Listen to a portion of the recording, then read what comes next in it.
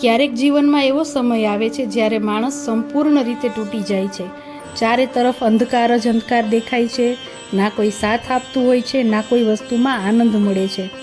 જો તમે પણ આવા મુશ્કેલ સમયમાં પસાર થઈ રહ્યા હો તો આજે ભગવદ્ ગીતામાં ભગવાન શ્રી કૃષ્ણ દ્વારા કહેવામાં આવેલા 10 એવા ઉપદેશ સાંભળો જે તમારા જીવનમાં ફરીથી આશા અને હિંમત જગાવી શકે છે. 1. જો પરમાત્મા તમને દુઃખ સુધી લઈ આવ્યા છે તો નિશ્ચિત છે કે તે તમને દુઃખમાંથી પણ પાર ઉતારશે. 2. કોઈ પણ માણસની પરિસ્થિતિ હંમેશા એક જેવી રહેતી નથી. સમય બદલાય છે, તેથી ક્યારેય હિંમત હારવી નહીં. 3. જે થઈ રહ્યું છે તેને થવા દો. ઈશ્વરે તમારા માટે તમારી વિચારણા કરતાં પણ વધુ સારું વિચારી રાખ્યું છે. 4. જો પરિસ્થિતિઓ તમારા પક્ષમાં નથી તો વિશ્વાસ રાખો કે કંઈક વધુ સારું તમારી રાહ જોઈ રહ્યું છે.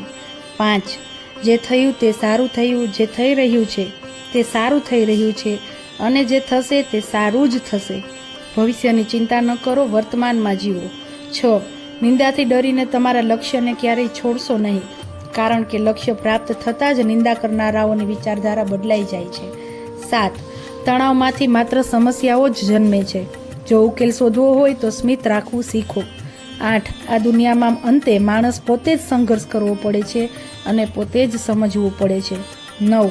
માણસ જે ઈચ્છે તે બની શકે છે જો તે વિશ્વાસ સાથે પોતાના લક્ષ્ય પર સતત ધ્યાન રાખે. 10. જે વ્યક્તિ પોતાના ગુણ અને ખામીઓને ઓળખી લે છે તે પોતાના વ્યક્તિત્વનું નિર્માણ કરીને દરેક કાર્યમાં સફળતા મેળવી શકે છે.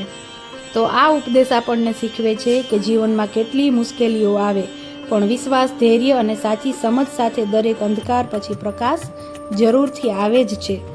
જો આ ગીતા ઉપદેશ તમને સારા લાગ્યા હોય તો વિડીયોને લાઈક કરો, શેર કરો અને મારી ચેનલને જરૂરથી સબસ્ક્રાઈબ કરજો. જય શ્રી કૃષ્ણ.